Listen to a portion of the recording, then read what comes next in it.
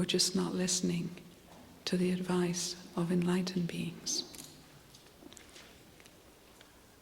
So I think that's wonderful to know, that human problems, not that we're not listening, that human problems are not difficult to solve.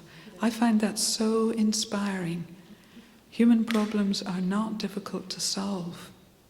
We just need to listen, pay attention, not ignore the advice of enlightened beings.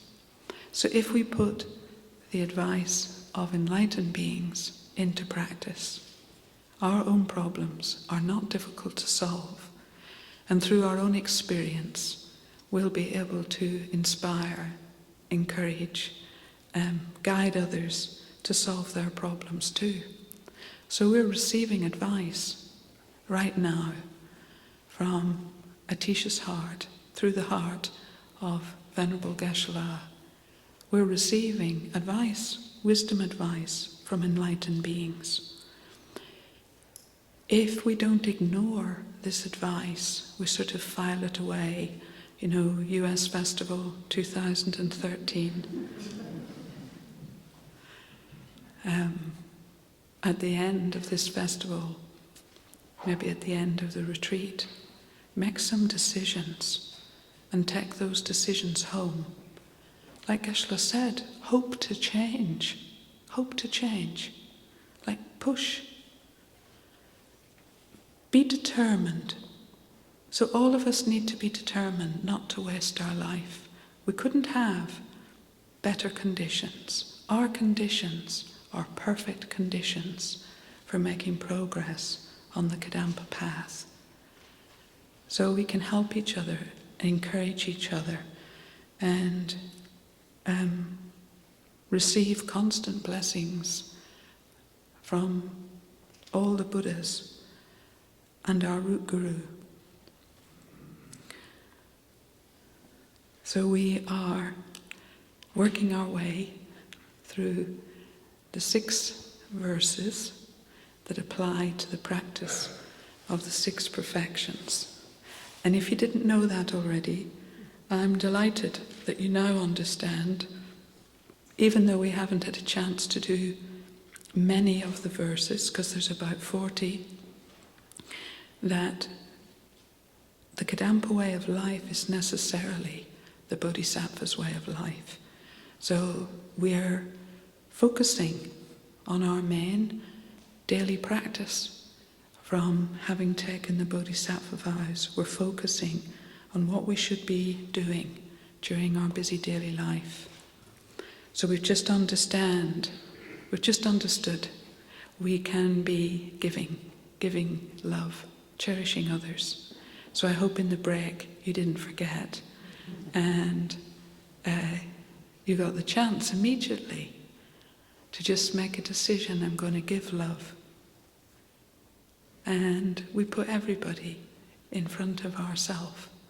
We become a servant of all living beings. And that mind, cherishing others, thinking others are important, their happiness matters, that loving heart will take us swiftly to enlightenment. Geshe-la says that loving kindness gives us everything. So we need to know how that is true in our own experience. So then, the perfection of moral discipline, or the practice of moral discipline, that when it's motivated by the supreme good heart of bodhicitta becomes the perfection of moral discipline. Atisha says, this is his advice, always keep pure moral discipline, for it leads to beauty in this life and happiness hereafter. So as we're following the 6 perfections as outlined in modern Buddhism, what does Venerable Geshe-la say? In the practice of moral discipline, we should abandon any inappropriate actions, including those that cause others suffering.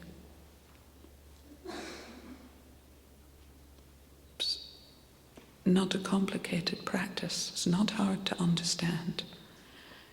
we abandon inappropriate actions, including those that cause others suffering. So wherever we are, whatever we're doing, we're trying not to engage, holding ourselves back from engaging in actions that cause others suffering.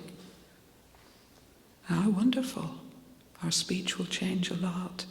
Physical behavior changes a lot, depending upon holding this determination in our heart. We should especially abandon breaking our commitments of the Bodhisattva's vow. This is the basic foundation upon which we can make progress on the Bodhisattva's path. By doing this, our actions of body, speech and mind will be pure, so that we will become a pure being. So we need to especially abandon breaking our commitments of the Bodhisattva's vow. So this is, we have a promise to accomplish a Buddha's enlightenment, and our commitments are to unify our daily life with the 6 perfections. So these 6 practices that we're learning, so our moral discipline holds us back from breaking our commitments of the Bodhisattva's vow, so that we'll be determined to abandon selfish intention and take the 6 perfections, the practice of the 6 perfections as our daily practice.